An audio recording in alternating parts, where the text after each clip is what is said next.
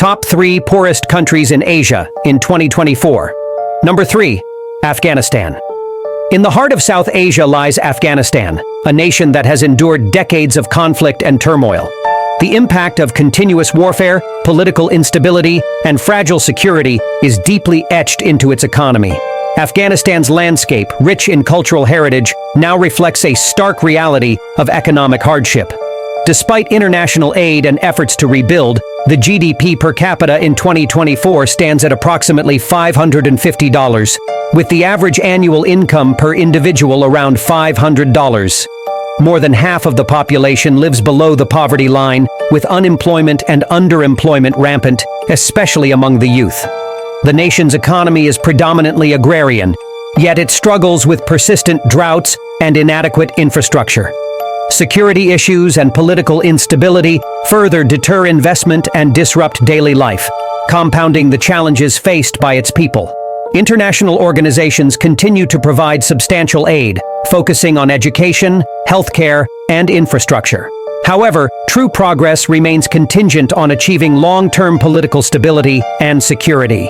Number 2, Yemen, situated on the Arabian Peninsula, is engulfed in one of the most severe humanitarian crises in the world.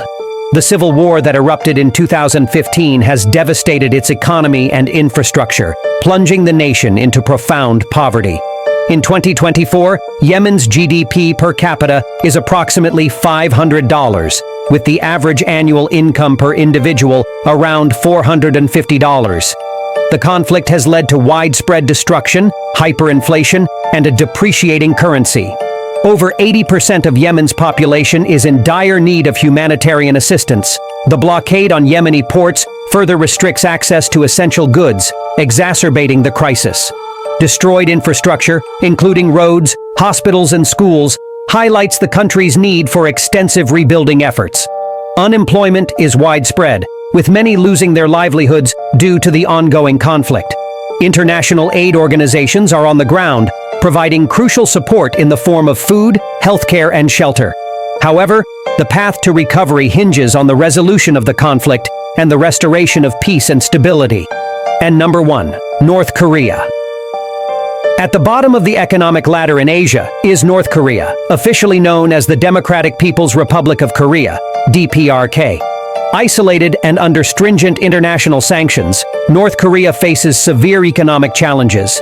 In 2024, its GDP per capita is around $400, with the average annual income per individual a mere $300.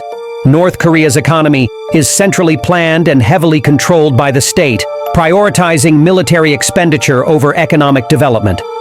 Decades of isolation, mismanagement, and a focus on nuclear and missile programs have led to severe international sanctions, crippling its economy further. The country experiences chronic food shortages, inadequate healthcare, and limited access to basic necessities. The regime's strict control over information and resources exacerbates the plight of ordinary citizens, who face severe restrictions on their freedoms and livelihoods. Despite these challenges, international organizations and NGOs provide humanitarian aid, focusing on food security and healthcare. However, the regime's control over aid distribution and restricted access make it difficult to address the needs comprehensively. The economic future of North Korea remains uncertain. Significant policy changes and international engagement are crucial for any potential economic recovery and improvement in the living conditions of its people. Afghanistan, Yemen, and North Korea each face unique and profound economic challenges, with their populations struggling to make ends meet.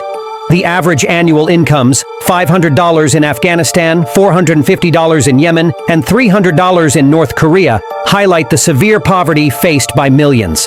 Addressing these issues requires concerted efforts in international aid, political stability, and sustainable development strategies.